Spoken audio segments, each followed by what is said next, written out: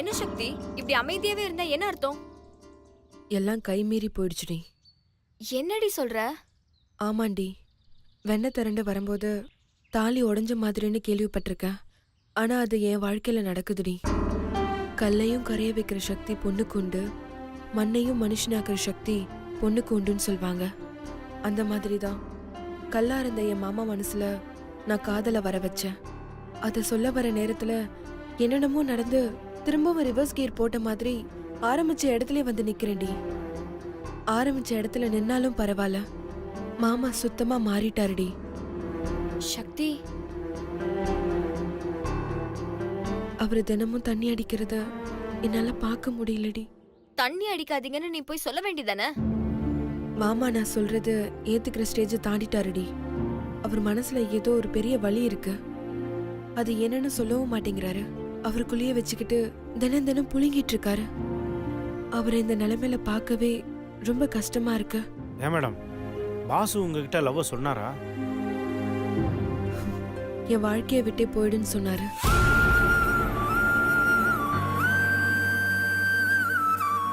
எதனாலடி இப்படி எல்லாம் பண்றாரு? எல்லாத்துக்கும் காரணம் எங்க அத்தையும் அவங்க அம்மாவும் தான். ஒவ்வொருத்தவங்களுக்கும் பிரச்சனை ஒவ்வொரு ரூபத்துல வரும். எனக்கு இவங்க ரூபத்துல வந்திருக்கு. இப்படியுமா ஒரு மாமியார் இருப்பாங்க? என் கூட மோதினாங்கன்னா எனக்கு பிரச்சனை இல்ல. ஆனா மாமாவை கைக்குள்ள வச்சுக்கிட்டு அவங்க நினைக்கிற காரியத்தை செஞ்சுக்கிட்டு போயிட்டே இருக்காங்க. மாமாவுக்காக அமைதியா போக வேண்டியது இருக்கு, அதை அவங்க யூஸ் பண்ணிக்கிறாங்க.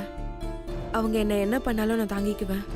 ஆனா மாமாவே என்னையும் பிரிக்கிறது தான் தாங்கிக்கவே முடியல. மேடம், நீங்க ஏன் மேடம் ஃபீல் பண்றீங்க? இவ்வளவும் பண்றது சிவா பாஸோட அம்மான்னு உங்களுக்கு தெரியுதுல்ல. பேசாம நீங்க நேரா சிவா பாஸ்ட்ட போய் உண்மை எல்லாத்தையும் சொல்லிருங்க மேடம். சிவா பாஸும் உங்க மேல இருக்கிற லவ்ல நிச்சயம் நீங்க சொல்றத நம்புவாரு. அதுக்கப்புறம் அவங்க அம்மாவையும் அந்த கிழவியும் வீட்டை விட்டு துரத்திடுவாரு. உங்க பிரச்சனையும் முடிஞ்சிடும். ரன்வீர், ரொம்ப ஈஸியா சொல்லிட்டீங்க ரன்வீர். ஆனா அது அவ்வளோ ஈஸியான விஷயம் கிடையாது. மாமா என் மேல எந்த அளவுக்கு லவ் வச்சிருக்காரோ அதே மாதிரி அவங்க அம்மா மேல நம்பிக்கையும் மரியாதையும் வச்சிருக்காரு. நம்ம என்ன சொன்னாலும் அந்த நம்பிக்கையை நம்மளால உடைக்கவே முடியாது. நீ சொன்னா கூடவா? நீ சொன்னா கூடவா பாஸ் கேட்க மாட்டாரு? இங்க பாரு சக்தி, பாஸ் உன்னை 100% நம்பலனாலும் ஒரு 10% கூடவா உன்னை நம்ப மாட்டாரு. எனக்கு என்னவோ ரன்பீர் சொல்றதுதான் சரின்னு தோணுது. பிரச்சனை எங்க இருந்து ஆரம்பிக்குதோ முடிவை நம்ம அங்கதான் தேடணும். இது நீ சொன்னதுதான். நீ நேரா சிவா பாஸ பார்த்து நடந்தது எல்லாத்தையும் சொல்லு. அதான் எனக்கு சரின்னு படுது. இப்ப நீ சொல்றது சரிதான் கங்கா. ஆனா ஒருத்தனுக்கு அவனோட அக்கா, அண்ணன், தங்கச்சி, தம்பி இந்த மாதிரி எந்த உறவை பத்தி குறை சொன்னாலும் அதை ஏத்துப்பான். ஆனா அவனோட அம்மாவை பத்தி சொன்னா மட்டும் அது உண்மையாவே இருந்தாலும் ஏத்துக்க மாட்டான். ஏன்னா அம்மாங்கிற உறவு அவ்வளவு புனிதமானது. அந்த உறவை கேவலப்படுத்திட்டு இருக்கா அந்த சுபத்ரா. அந்த சுபத்ராக்கு மாமா நல்ல பையனா இருக்காரு. ஆனா அந்த சுபத்ரா நல்ல அம்மாவா இருக்கிற தகுதியை இழந்துட்டா. அது மட்டும் இல்ல, இப்ப நீங்க சொல்ற மாதிரி மாமா கிட்ட அவங்க அம்மாவை பத்தி சொன்னாலும் நம்ம கிட்ட அது உண்மைன்னு நிரூபிக்க எந்த எவிடன்ஸுமே இல்ல. போலீஸுமே இப்ப அவங்க பக்கம். நம்ம என்ன செஞ்சாலும் அதை அவங்களுக்கு சாதகமா மாத்திப்பாங்க. நாம சுபத்ராவை பத்தி ஸ்ட்ராங்கா சொன்னாதான் மாமா நம்புவாரு. அப்ப இந்த பிரச்சனைக்கு என்னதான் மேடம் முடிவு? இதுக்கெல்லாம் ஒரே முடிவு, அந்த சுபத்ரா வாயில இருந்து உண்மையை வர வைக்கிறது தான். சுபத்ரா தான் வாயாலேயே உண்மையை சொல்லணும். அத மாமா கண் கூட பார்க்கணும். அது எப்படி நடக்கும்? அவங்க எப்படி அவங்க வாயால உண்மையை சொல்லுவாங்க?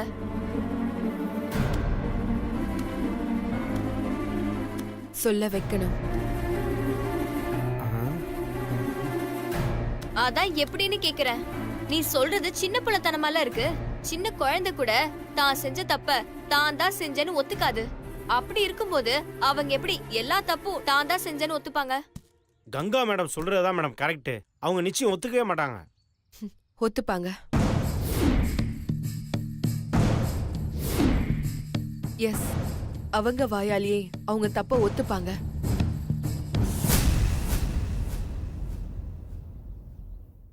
அதுக்கு என்கிட்ட ஒரு ஐடியா இருக்கு.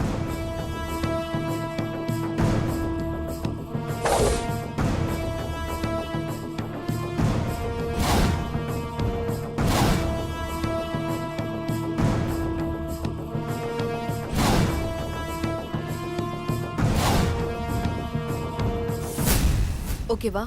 சூப்பர் மேடம், கரெக்டா சொன்னீங்க. சக்தி மேடம்னா சக்தி மேடம் தான். செம்ம ஐடியா மேடம். மேடம், உங்களால மட்டும்தான் இப்படி யோசிக்க முடியும். ரன்பீர், கொஞ்ச நேரம் சும்மா இருக்கீங்களா? சக்தி, நீ சொல்ற ஐடியாலாம் நல்லதா இருக்கு, ஆனா இதுல ரிஸ்க் அதிகமா இருக்கே. கங்கா மேடம், சக்தி மேடம் வாழ்க்கையே முடியற அளவுக்கு ரிஸ்க்ல போயிட்டு இருக்கு. இதுல முயற்சி செய்யறதுல ரிஸ்க் எடுக்கிறதுல தப்பே இல்ல.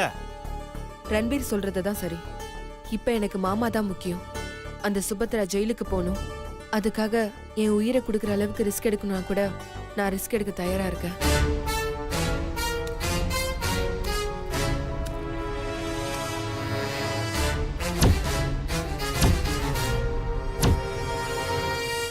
நான் பார்த்துட்டு சொல்கிறேன். நீங்கள் மூவ் பண்ணுங்க, ஒன்றும் ப்ராப்ளம் இல்லை. கவலைப்படாதீங்க மாமா. உங்க அம்மா வாயாலேயே எல்லா உண்மையும் உங்ககிட்ட சொல்ல வச்சு நம்ம 2 பேரும் கடைசி வரைக்கும் சந்தோஷமா வாழ்வோம் மாமா. பேமெண்ட்டை நீங்கள் கிளியர் பண்ணிருங்கன்னு சொன்னாங்க. ட்ரான்ஸ்ஃபர் பண்ணிட்டு சொல்லுங்கள்.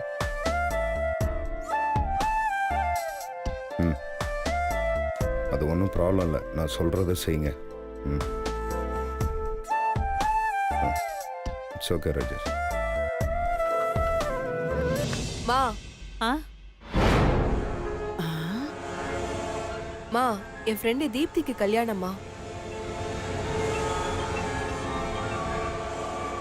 யாரு? உன் கூட ஒல்லியா ஒருத்தி வருவாளே அவளா? ஆமாமா, அவளேதான். அவ இப்ப மும்பைல இருக்கா. அங்கேயே ஒரு பையனை பார்த்து கல்யாணம் பண்ண போறா. கண்டிப்பா கல்யாணத்துக்கு வந்தாகணும்னு சொல்லி போன் மேல போன் பண்றா. அதான் ஒரு 10 நாள் அவ கல்யாணத்துக்கு போயிட்டு வரலான்னு இருக்கேன். அது நான் திரும்ப கூப்பிடுறேன். பை. 10 நாளா? ஊருக்கு போறாளா? என்னம்மா அந்த சக்தி 10 நாளைக்கு ஊருக்கு போறேன்னு சொல்ற? நீ வேறம்மா, அவ வேற ஏதாவது பிளான் பண்ணி வச்சிருப்பா. அப்படிங்கிற? ஏ சக்தி, என்ன விளையாடுறியா? ஏதோ கல்யாணம் இன்னைக்கு போயிட்டு நாளைக்கு வரேன்னு சொன்னா கூட பரவாயில்ல, நீ 10 நாள் வெளியூர் போறேன்னு சொல்ற? அண்ணி, நான் வேண்டாம் தான் நீ சொன்ன. அவதான் ரொம்ப பிடிவாதமா நான் வந்தே ஆகணும்னு சொல்றா.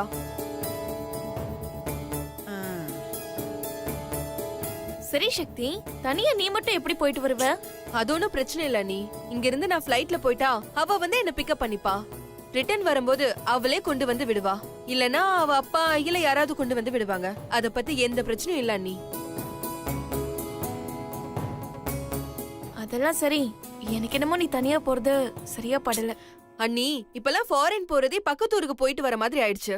நான் மும்பைக்கு தானே போறேன். Don't worry. அதுக்கில்ல சக்தி. தாரணி, விடுமா. அவதான் ஒரு பிரச்சனை இல்லைன்னு சொல்றாளே. அவ என்ன சின்ன பொண்ணா பயப்படுறதுக்கு? அனு மாதிரி ஏதாவது கிறுக்குத்தனமா பண்ணாலாவது பயப்படலாம்.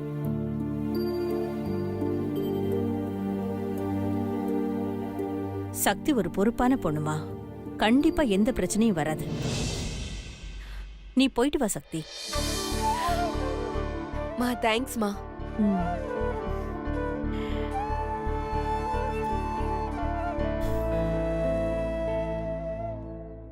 மாப்பிள்ளை கிட்ட சொல்லிட்டியா? இப்ப சொல்லிடுறேமா.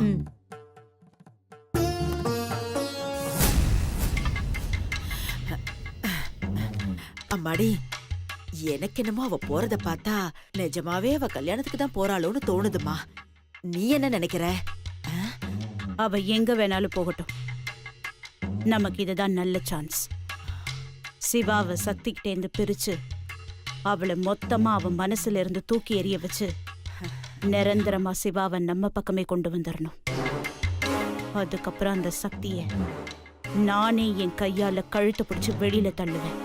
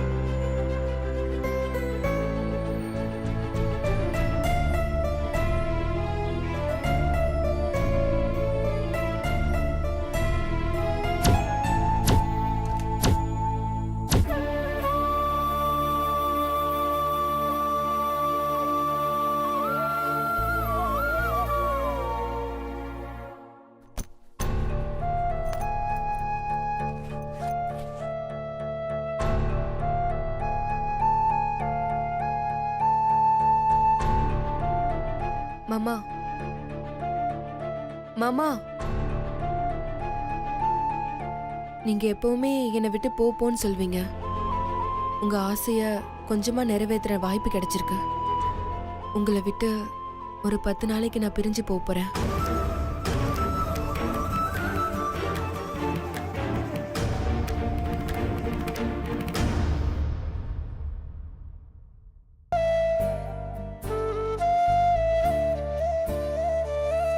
பத்து நாள் நான் இல்லாம நீங்க சந்தோஷமா இருங்க மாமா.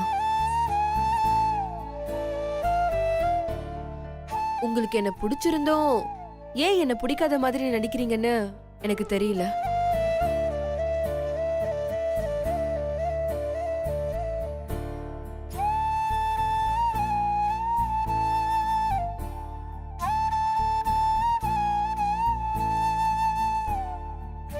சரி பரவாயில்ல விடுங்க மாமா. என்னோட துரதிருஷ்டம்னு நினைச்சுக்கிறேன். கொஞ்ச நாளா நீங்க நிம்மதியே இல்லாம இருக்கீங்க. சரியா தூங்கறது இல்ல. எதையோ நினைச்சு அதிகமா குடிக்க ஆரம்பிச்சிட்டீங்க. அது ஏன்னு எனக்கு தெரியல.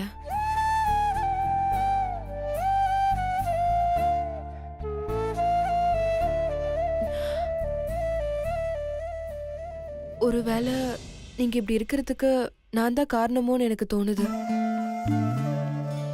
எனக்கு உங்க நிம்மதி தான் மாமா முக்கியம்.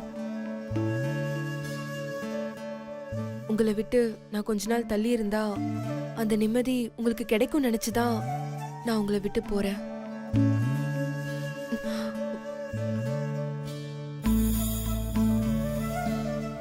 நான் கிளம்புறேன் மாமா.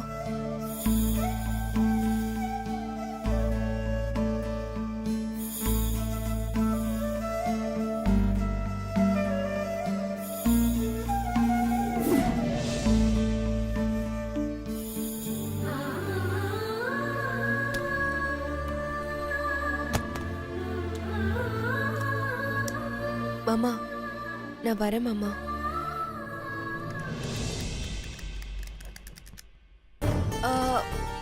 மாமா மறந்துட்டேன் பாத்தீங்களா? மாமா உங்க ஆபீஸ் ஃபைல்ஸ் எல்லாம் இந்த இந்த கபோர்ட்ல இருக்கு மாமா. அதுக்கப்புறம் உங்க Dress எல்லாம் இதுல 3வது ரேக்ல இருக்கு. அப்புறம் காலையில மறக்காம பிரேக்ஃபாஸ்ட் சாப்பிட்டுருங்க. நைட்ல மறக்காம ஏதாவது பாலாவது அட்லீஸ்ட் குடிச்சிட்டு படுங்க. அப்புறம் வேற ஏதாவது தேவைன்னா மீனாட்சி அக்கா கிட்ட கேளுங்க. நான் செஞ்சு கொடுக்க சொல்லிட்டு போறேன். வரேன் மாமா.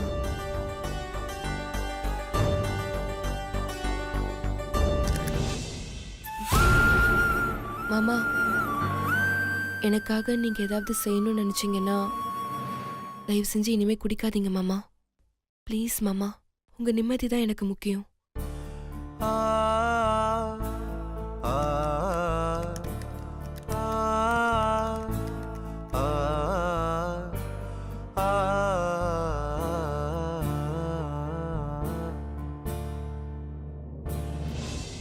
எனக்கு உங்க நிம்மதி தான் மாமா முக்கியம்.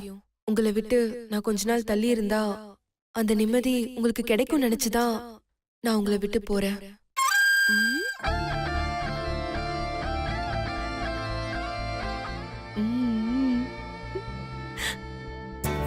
வணக்கம் மேடம். வணக்கம் சொல்லுங்க. நாங்க காஸ்மோபாலிட்டன் கிளப்ல இருந்து வந்திருக்கோம். சுபத்ரா மேடம் வர சொன்னாங்க. உள்ளதா இருக்காங்க, போய் பாருங்க. Okay madam. மேடம் வணக்கம் மேடம். வணக்கம் சொல்லுங்க.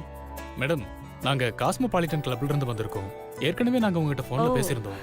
விமன்ஸ் டேக்கு ஃபங்க்ஷன் நடத்துறோம். அதுக்கு நீங்க சீஃப் கெஸ்டா வந்து கலந்துக்கணும்.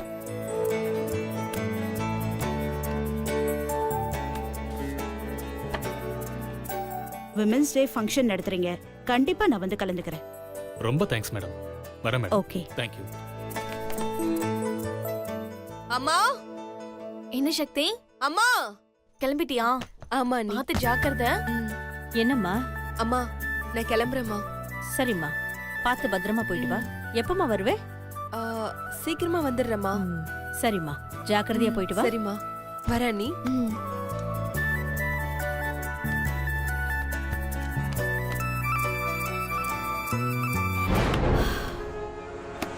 என்னம்மா அவ கிளம்பிட்டாளா? சத்தம் கேட்டுச்சுமா, கிளம்பிட்டான்னு நினைக்கிறேன். நீ வா.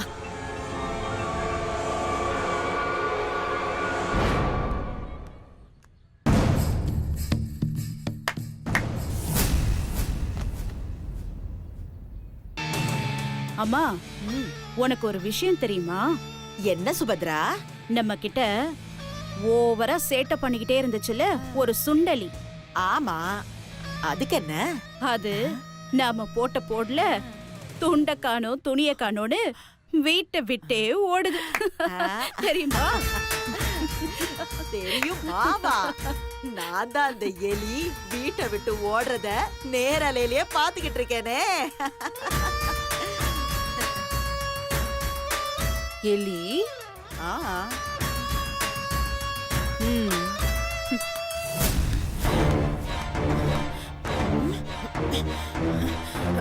பாத்தியா சுபத்ரா, நாம இவ்ளோ பண்ணியும் இவ திமிர் அடங்காம நம்மள பார்த்து நக்கலா சிரிச்சுக்கிட்டு போறா. போகட்டுமா, அவ ஊருக்கு போயிட்டு வரதுக்குள்ள சிவா மனசுல இருந்து அவளை முழுசா வெளியில எடுத்துட்டு அவனை எனக்கு அடிமையாக்கி அவனை வச்சே இவ கழுத்தை புடிச்சு வெளியில தள்ளி குடும்பத்தோட வெளியில தள்ளுறேன் பாரு. அப்படிதான் பண்ணணும். சார் இந்தாங்க சார் டீ. அப்படி வச்சுட்டு போப்பா. ஓனர் பாக்கி காசு வாங்கிட்டு வர சொன்னார் சார். திலீப் வெளியே போயிருக்கான், வந்தவொடனே தர சொல்றேன், வச்சுட்டு போ. சரிங்க சார்.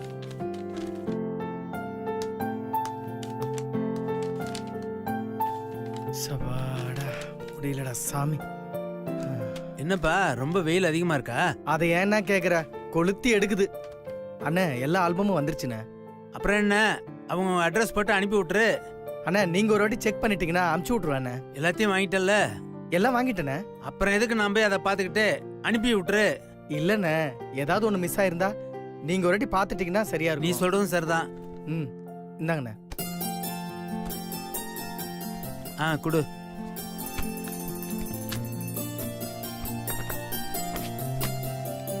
ஏப்பா, ஆல்பத்துக்கு எல்லாரும் மொத்த காசு கொடுத்துட்டாங்களா? இல்லண்ணே, ஆல்பத்தை கொடுத்தாதான் மிச்சத்தை தருவோன்னு சில பேர் சொல்லியிருக்காங்க. மறக்காம வாங்கிருப்பா. ஆல்பம் வந்துருச்சுன்னு காசு தராம விட்டுற போறாங்க. அது எப்படி நான் விட்டுருவேனா? அப்படி சொல்லுப்பா.